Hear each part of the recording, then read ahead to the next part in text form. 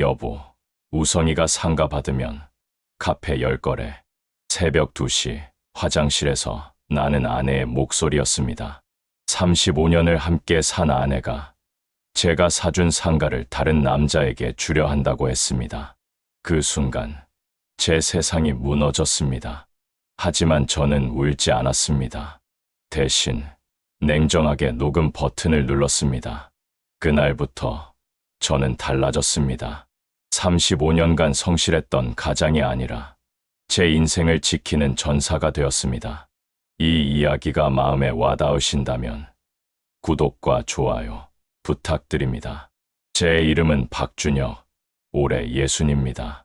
결혼한 지 35년째입니다. 25세 중매로 만난 아내 은희와 결혼했습니다. 은희는 현숙한 사람이었습니다. 집안일을 깔끔하게 하고 아이들 뒷바라지도 잘했습니다. 친척들이 부러워할 만한 아내였죠. 저는 중소기업에 다녔습니다. 부장까지 올라갔습니다. 35년간 한 회사에서 성실히 일했습니다. 월급은 전부 아내에게 맡겼습니다. 생활비, 교육비, 저축까지 다 은희가 관리했습니다. 여보, 돈 관리는 제가 할게요. 당신은 일만 하세요. 은희는 항상 그렇게 말했습니다. 저는 믿었습니다. 35년간 한 번도 의심한 적이 없었습니다.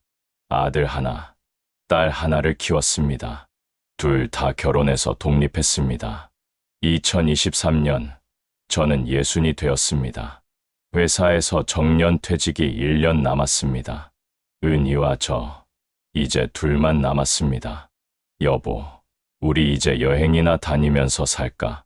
제가 물었을 때 은희는 시큰둥하게 대답했습니다. 글쎄요. 전 집에 있는 게 편해요. 그때부터였을까요? 은희가 조금씩 변하기 시작했습니다. 요가를 시작한다며 일주일에 3번씩 나갔습니다. 여보, 요가 하니까 몸이 좋아져요. 처음엔 좋은 줄 알았습니다. 아내가 건강 챙기는 게 나쁠 리 없으니까요. 그런데 점점 이상했습니다. 요가 끝나고 오면 향수 냄새가 났습니다. 옷차림도 화려해졌습니다. 여보, 새 옷 샀어요? 네, 요가복이에요. 요즘 다들 이렇게 입어요. 저는 별 생각 없이 넘어갔습니다. 그런데 어느 날 이상한 일이 있었습니다. 2024년 3월 어느 날 새벽 2시쯤 저는 화장실에 갔다가 거실에서 불빛을 봤습니다. 은희가 핸드폰으로 통화를 하고 있었습니다. 우성아, 걱정 마. 조금만 기다려. 우성, 누구지? 저는 거실 문 앞에 숨어서 들었습니다. 준혁이는 모르고 있어. 상가 명예 이전만 하면 돼. 상가? 제 심장이 쿵 내려앉았습니다. 그럼 우리 카페 열 수 있는 거지? 당신 이름으로. 은희가 낮은 목소리로 웃었습니다. 그럼 준혁이는 1년 후면 정년퇴직이야. 그때까지만 잘 넘기면 돼. 저는 그 자리에 얼어붙었습니다. 은희가 전화를 끊고 방으로 돌아갔습니다. 저는 한참을 거실에 서 있었습니다. 손이 떨렸습니다. 제 아내가 다른 남자와 통화를 했습니다. 그것도 제 상가를 넘기겠다고 했습니다. 다음 날 아침, 저는 회사에 가지 않았습니다. 몸이 아프다고 거짓말을 하고 집에 남았습니다. 은희는 평소처럼 요가를 간다며 나갔습니다. 여보, 저 요가 갔다 올게요. 그래. 문이 닫히자마자 저는 서재로 달려갔습니다. 서류함을 뒤졌습니다. 부동산 관련 서류를 찾았습니다. 그리고 발견했습니다. 상가 명예 이전 동의서, 제 도장이 찍혀 있었습니다. 하지만 저는 그런 서류에 도장을 찍은 적이 없습니다. 위조였습니다. 은희가 제 도장을 몰래 찍은 겁니다. 그 상가는 5년 전에 제가 샀습니다. 경기도 평택에 있는 작은 상가였습니다. 시가 12억짜리였죠. 정년퇴직 후 임대료로 살려고 모아둔 돈으로 샀습니다. 은희 명의였습니다. 제가 은희를 믿고 아내 명의로 했던 겁니다. 그런데 그걸 다른 남자에게 넘기려 한다고요? 저는 그 서류를 사진으로 찍었습니다. 그리고 은희 핸드폰을 찾았습니다. 다행히 잠금이 안 걸려 있었습니다. 메시지를 열었습니다. 우성이라는 이름으로 저장된 사람과의 대화가 수백 개 있었습니다. 여보, 오늘 보고 싶어. 나도. 준혁이 출근하면 만나자. 당신 생각만 해. 빨리 같이 살고 싶어. 저는 메시지를 읽으며 눈물이 났습니다. 더 스크롤을 올렸습니다. 3년 전부터였습니다. 3년 동안 아내는 다른 남자와 연애를 하고 있었습니다. 사진도 있었습니다. 은희와 한 남자가 찍은 셀카. 카페에서, 식당에서, 호텔에서. 저는 핸드폰을 떨어뜨릴 뻔했습니다. 손이 너무 떨려서 사진을 제대로 찍을 수가 없었습니다. 하지만 참았습니다. 증거를 남겨야 했습니다. 모든 메시지를 사진으로 찍었습니다. 사진도 다 저장했습니다. 그리고 은희의 통화 기록도 확인했습니다. 우성에게 매일 수십 통씩 전화를 했습니다. 저는 제 핸드폰에 모든 증거를 옮겼습니다. 그리고 은희 핸드폰을 원래 자리에 놓았습니다.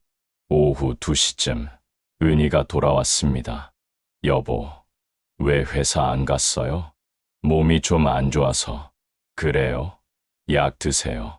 은희는 평소처럼 행동했습니다. 아무 일도 없는 것처럼. 저는 은희를 바라봤습니다. 35년을 함께 산 사람. 2 아이를 낳고 키운 사람. 하지만 이제는 낯선 사람 같았습니다. 여보, 저녁 뭐 드실래요? 아무거나.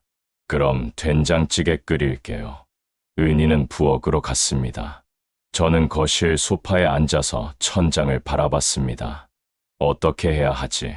이혼을 해야 할까요? 하지만 35년 세월이 아까웠습니다. 자식들한테 뭐라고 말해야 할까요? 머리가 복잡했습니다. 그날 밤, 저는 잠을 이루지 못했습니다. 은희는 제 옆에서 편안하게 잠들어 있었습니다. 저는 은희의 얼굴을 봤습니다. 이 사람이 정말 나를 배신한 건가? 믿기지 않았습니다. 다음 날, 저는 회사에 갔습니다. 하지만 일이 손에 잡히지 않았습니다. 점심시간에 인터넷을 검색했습니다. 황혼 이혼, 배우자 외도, 재산 분할, 여러 법률 사이트를 읽었습니다. 그리고 알았습니다. 제가 이혼을 하려면 증거가 필요하다는 것을요. 저는 더 많은 증거를 모으기로 했습니다.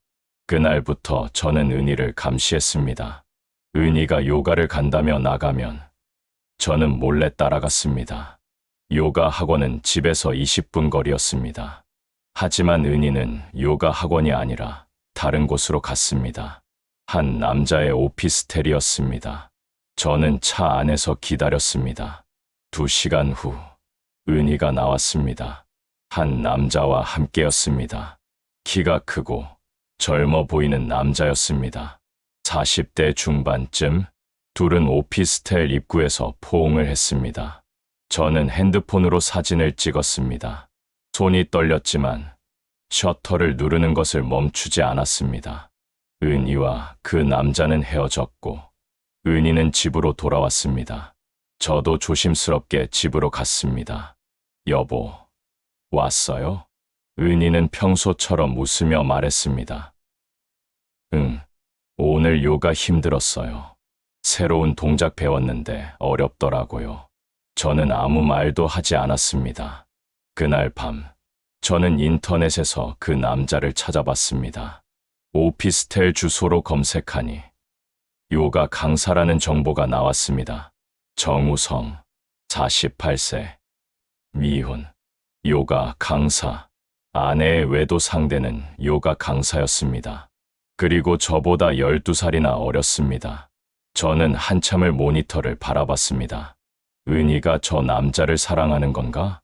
아니면 그냥 나이 들어가는 게 두려워서 젊은 남자에게 빠진 건가? 어느 쪽이든 이제는 확실했습니다.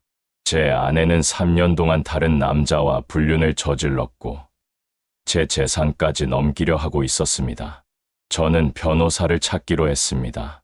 회사 근처 법률사무소에 전화를 걸었습니다. 이혼 상담 받고 싶습니다. 며칠 후 저는 변호사를 만났습니다. 김민지 변호사, 40대 초반의 여성이었습니다. 어떤 일로 오셨나요? 저는 모든 이야기를 했습니다. 35년 결혼 생활, 아내의 외도, 상가 명예 이전 시도까지, 그리고 제가 모은 증거들을 보여줬습니다. 김 변호사는 꼼꼼히 살펴봤습니다. 증거가 충분합니다. 이혼 소송에서 유리한 위치에 계세요. 상가는 제가 가져갈 수 있을까요? 가능합니다. 부인 명의지만 박 선생님 재산으로 구입하신 거니까요. 게다가 부인이 불륜을 저질렀으니 위자료도 청구할 수 있습니다. 위자료는 얼마나 받을 수 있을까요? 케이스마다 다르지만 1억에서 2억 정도 예상됩니다. 저는 고개를 끄덕였습니다. 하지만 박 선생님, 한 가지 조언 드릴게요. 네, 더 확실한 증거를 모으세요. 최소 6개월 정도. 그동안 절대 부인께 들키지 마시고요. 6개월이요? 네, 법정에서는 명확한 증거가 중요합니다. 지금 가지고 계신 것도 충분하지만 더 많을수록 좋습니다. 저는 알았다고 대답했습니다. 그날부터 저는 냉정해졌습니다. 집에 돌아와서도 은희에게 평소처럼 대했습니다. 여보, 저녁 맛있네요. 그래요? 다행이에요. 밤에는 함께 TV를 봤습니다. 주말에는 마트에도 같이 갔습니다. 하지만 제 마음속은 얼어붙어 있었습니다. 은희를 볼 때마다 그 남자와 포옹하던 모습이 떠올랐습니다. 오피스텔에 들어가던 모습이 보였습니다. 저는 참았습니다. 그리고 계속 증거를 모았습니다. 은희가 외출할 때마다 따라갔습니다. 사진을 찍었습니다. 은희의 계좌, 이체 내역도 확인했습니다. 공동 인터넷 뱅킹으로 접속하니 볼 수 있었습니다. 은희는 매달 정우성에게 돈을 보내고 있었습니다. 50만 원, 100만 원, 때로는 200만 원씩. 제가 번 돈으로 아내가 외도 상대에게 용돈을 주고 있었습니다. 저는 모든 내역을 캡처해서 저장했습니다. 3개월이 지났습니다. 어느 날 은희가 말했습니다. 여보, 우리 가족 여행 갈까요? 애들이랑 같이. 갑자기 왜? 그냥요. 오래간만에 가족들이 모이면 좋잖아요. 저는 속으로 웃었습니다. 마지막 추억이라도 만들어두려는 건가? 그래요. 가죠. 우리는 자식들과 함께 제주도로 갔습니다. 아들 준수와 며느리, 딸 지혜와 사위, 그리고 손주들까지 가족 사진도 찍었습니다. 은희는 활짝 웃고 있었습니다. 하지만 저는 그 웃음이 가짜라는 걸 알고 있었습니다. 여행에서 돌아온 후 저는 더 냉정해졌습니다. 4개월째, 5개월째, 증거는 계속 쌓여갔습니다. 통화 녹음, 문자 메시지, 사진, 계좌 이체 내역. 김 변호사는 만족스러워했습니다. 완벽합니다. 이 정도면 충분해요. 그럼 이제 이혼 소송을 진행할까요? 네. 조정 신청부터 하시죠. 저는 고개를 끄덕였습니다. 6개월이 지났습니다. 2024년 9월, 저는 가정법원에 이혼 조정 신청을 했습니다. 은희에게 통지서가 날아갔습니다. 그날 저녁, 은희가 황급히 집에 들어왔습니다. 여보, 이게 뭐예요? 은희는 법원 통지서를 흔들었습니다. 보면 알잖아요. 이혼 조정 신청이요. 왜 갑자기 이혼이에요? 은희의 목소리가 떨렸습니다. 저는 차분하게 말했습니다. 갑자기가 아니에요. 당신이 3년 동안 정우성이랑 바람 피웠잖아요. 은희의 얼굴이 하얗게 변했습니다. 어떻게? 다 알아요. 당신이 그 남자 오피스텔에 들어가는 것도 봤고, 문자 메시지도 다 봤어요. 여보, 오해예요. 그냥 친구일 뿐이에요. 친구한테 사랑해라고 문자 보내요. 친구한테 매달 100만 원씩 송금해요. 은희는 아무 말도 하지 못했습니다. 그리고 우리 상가, 그 남자한테 넘기려고 했죠. 내 도장 위조해서 서류까지 만들었더군요. 여보, 그건 이혼합시다. 더 이상 할 말 없어요. 저는 방으로 들어가 문을 닫았습니다. 은희는 문 밖에서 한참을 울었습니다. 여보, 제발 문 열어줘요. 이야기 좀 해요. 저는 대답하지 않았습니다. 다음 날부터 저는 회사 근처 고시원에서 잤습니다. 집에는 돌아가지 않았습니다. 은희에게서 수십 통의 전화와 문자가 왔습니다. 여보, 미안해요. 다시 생각해줘요. 제발 한 번만 용서해줘요. 우리 35년을 이렇게 끝낼 거예요? 저는 답장하지 않았습니다. 대신 변호사를 통해 답했습니다. 조정기일에 나오십시오. 2024년 10월 15일 가정법원 조정실. 저는 김민지 변호사와 함께 자리에 앉았습니다. 맞은편에는 은희가 앉아 있었습니다. 혼자였습니다. 은희는 많이 수척해져 있었습니다. 조정위원이 말했습니다. 양측 다 오셨네요. 먼저 조정을 시도해 보겠습니다. 남편 측에서 이혼 사유를 말씀해 주시죠. 김 변호사가 서류를 꺼냈습니다. 부인의 3년간 지속된 불륜 관계, 그리고 남편 재산에 대한 무단 처분 시도입니다. 조정위원이 은희를 봤습니다. 부인 측은 어떻게 생각하십니까? 은희는 고개를 숙였습니다. 인정합니다. 조정위원이 놀란 표정을 지었습니다. 불륜 사실을 인정하신다는 말씀이신가요? 네, 제가 잘못했습니다. 은희가 울먹이며 말했습니다. 하지만 여보, 저 정말 정신이 없었어요. 그 사람이 저한테 잘해줘서 지금 변명하는 겁니까? 제가 말을 끊었습니다. 당신이 3년 동안 뭘 했는지 알아요? 내가 번 돈으로 그 남자한테 용돈 주고 내가 산 상가를 그 남자한테 넘기려 했잖아요. 여보, 그건 제가 잠깐 정신이 나가서. 잠깐이요. 3년이 잠깐이에요. 조정위원이 기어들었습니다. 진정하시고요. 재산 분할에 대해 이야기해 봅시다. 김 변호사가 서류를 제출했습니다. 평택 상가는 남편 단독 명의로 할 것을 요구합니다. 해당 부동산은 남편의 재산으로 구입한 것이며 부인의 불륜으로 인해 재산 분할 대상에서 제외되어야 합니다.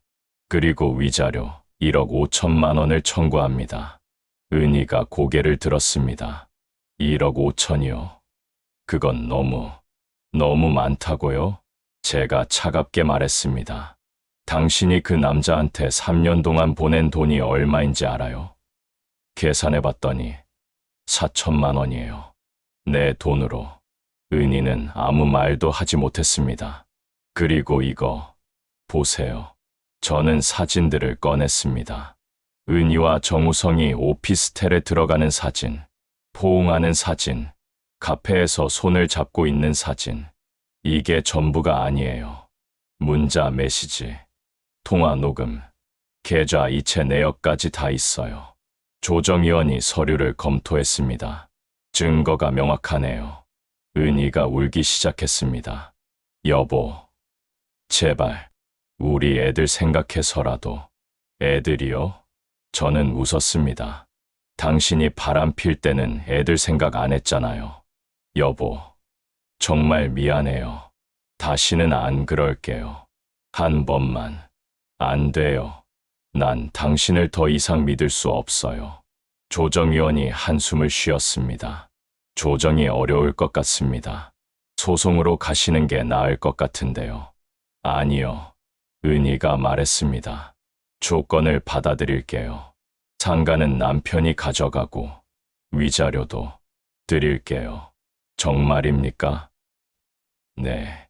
대신 제발 애들한테는 말하지 말아줘요. 엄마가 바람 폈다는 거. 저는 한참을 생각했습니다. 알았어요. 애들한테는 성격 차이로 이혼했다고 하죠. 고마워요, 여보. 고맙긴요. 그리고 난 이제 당신 남편 아니에요. 조정이 성립되었습니다. 상가는 제 명의로, 위자료 1억 5천만 원은 은희가 자신의 예금에서 지급하기로 했습니다. 한 달 후, 이혼이 확정되었습니다. 35년 결혼 생활이 끝났습니다. 이혼 후, 저는 작은 오피스텔로 이사했습니다. 혼자 사는 공간, 처음엔 어색했습니다. 하지만 점점 익숙해졌습니다. 아들 준수에게 전화가 왔습니다. 아빠, 진짜 이혼하신 거예요? 응, 왜요? 무슨 일 있었어요? 그냥 성격이 안 맞았어. 오래 참았는데, 이젠 못 참겠더라. 엄마는요? 엄마도 잘 지낼 거야. 준수는 더 이상 묻지 않았습니다. 딸 지혜도 전화를 했습니다. 아빠, 괜찮으세요? 응, 괜찮아.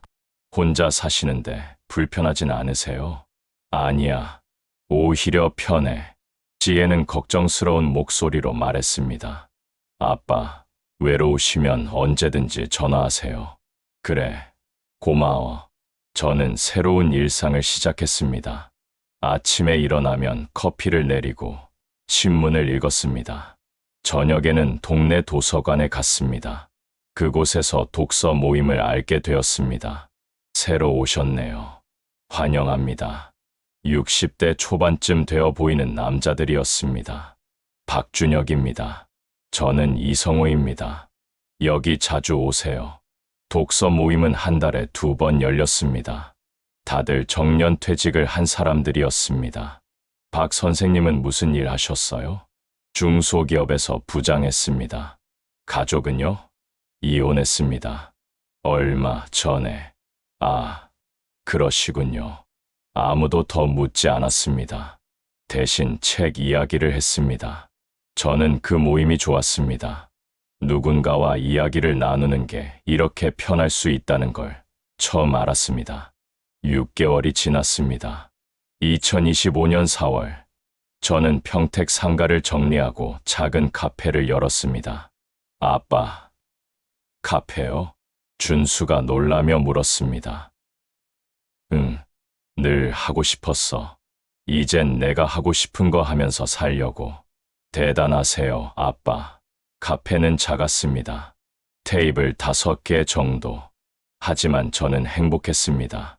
아침에 카페 문을 열고 커피를 내리고 손님을 맞이하는 것. 사장님, 커피 맛있어요. 감사합니다. 독서 모임 친구들도 자주 왔습니다. 박 선생님, 여기 분위기 좋은데요?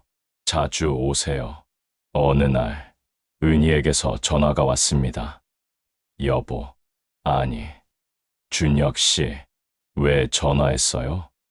그냥, 잘 지내시나 해서요. 잘 지내요. 당신은요? 저도, 그럭저럭요. 잠시 침묵이 흘렀습니다. 준혁 씨, 정말 미안해요. 이젠 됐어요. 이미 끝난 일이에요. 그 사람이랑은 헤어졌어요. 제가 돈이 없어지니까 그 사람도 떠나더라고요. 저는 아무 말도 하지 않았습니다. 제가 정말 바보였어요. 35년을 잃고서야 깨달았어요. 은희 씨도 이제 은희 씨 인생 사세요. 과거는 잊고. 네, 전화를 끊었습니다. 저는 카페 창밖을 바라봤습니다. 봄이 왔습니다. 벚꽃이 피어나고 있었습니다. 35년 결혼 생활은 끝났지만 제 인생은 끝나지 않았습니다. 아직 할 일이 많았습니다. 가고 싶은 곳도, 읽고 싶은 책도, 만나고 싶은 사람도 많았습니다. 60세. 어떤 사람들은 늙었다고 하겠지만 저는 이제 시작이라고 생각합니다. 혼자지만 외롭지 않습니다. 오히려 자유롭습니다. 제가 원하는 대로 살 수 있으니까요. 어느 날 독서 모임 친구 이성호가 말했습니다. 박 선생님, 요즘 얼굴이 밝아 보이네요. 그래요? 네. 처음 봤을 때보다 훨씬. 저는 웃었습니다. 그런가 봐요. 요즘 행복하거든요. 좋은 일 있으세요? 아니요. 그냥 제가 원하는 대로 살고 있어서요. 이성호가 고개를 끄덕였습니다. 그게 제일 중요한 거죠. 저는 커피를 한 모금 마셨습니다. 창밖으로 사람들이 지나갔습니다.